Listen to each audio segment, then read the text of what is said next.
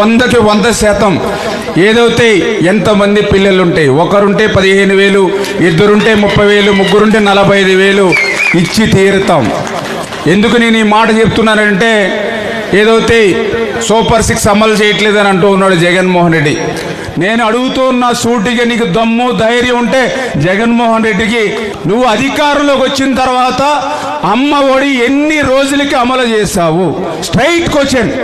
ఇక్కడ కూడా మా సాక్షి విలేకర్ గారు కూడా ఉన్నారు, ఆయన కూడా సమాధానం చెప్పొచ్చు కావాలంటే జగన్ తరపున. Straight question. మీరు అధికారంలోకి వచ్చిన తర్వాత మీరు 2019 జూన్ నెలలో ప్రమాణ స్వీకారం చేసిన తర్వాత ఎప్పుడు మీరు అమ్మ ఒడి అమలు చేస్తారు? వాళ్ళకి చెప్పడానికి ధైర్యం జరిగిపోతే నేనే చెప్తున్నా, 2020లో అమలు చేశాడు. ఎప్పుడు? 2020లో. అంటే నువ్వు చెప్పినటువంటి పథకం అమలు చేయడానికి నీకు 9 నెలలు పట్టింది. మరి నేను అధికారంలోకి వచ్చిన 2 నెలలకే 3 నెలలకే నువ్వు అమలు చేయలేదని నన్ను ప్రశ్నించడానికి నీకు హక్కు ఉందా? ఉందా హక్కు? దయ ఉంచే సాక్షి వారిని అదేవిధంగా జగన్మోహన్ రెడ్డి గారిని గుర్తుపెట్టుకోమని కోరుతూ ఉన్నా.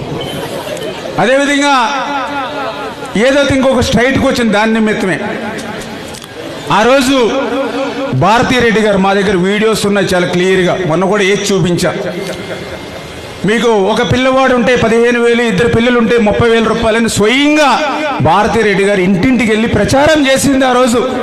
మరి అధికారంలోకి వచ్చిన తర్వాత నువ్వు ఇద్దరికి ఇచ్చావా, ఒక్కరికి ఇచ్చి మోసం చేసావా? సమాధానం చెప్పండి స్ట్రైట్గా. అంటే ఆ రోజు నువ్వు మోసం దగా చేసి ఈరోజు మళ్ళీ మమ్మల్ని ప్రశ్నిస్తున్నటువంటి పరిస్థితి. ఓకే, ఆ రోజు స్ట్రైట్కి వచ్చిన మూడవది, నువ్వు ఆ రోజు ఎన్ని వేల రూపాయలు ఇస్తావని చెప్పావు? 15,000 రూపాయలు ఇస్తా అని చెప్పావు. తర్వాత ఎంత ఇచ్చావు? 14,000. తర్వాత 13,000. ఆఖరికి మా అక్కమ్మ చెల్లెలు అయితే కొంతమందికి 7,000, 6,000 పడ్డాయండి, కొంతమందికి ఎగ్గొట్టేసాడని చెప్పినటువంటి పరిస్థితి. దీనికి సమాధానం చెప్పండి. ఇంకొకటి స్ట్రైట్ క్వశ్చన్. నువ్వు 5 సంవత్సరాలు అధికారంలో ఉన్నావు, 5 సంవత్సరాలు నువ్వు అమ్మఒడి ఇచ్చావా? 1 సంవత్సరం ఎగ్గొట్టావా లేదా? సమాధానం చెప్పు. అంటే నువ్వు అధికారంలో ఉంటే ఓడి చెప్తావు, ఇవాళ ప్రతిపక్షంలో ఉంటే ఓడి చెప్తావు. మేము నీతిగా నిజాయితీగా పనిచేసేటువంటి ప్రభుత్వం మా ప్రభుత్వం.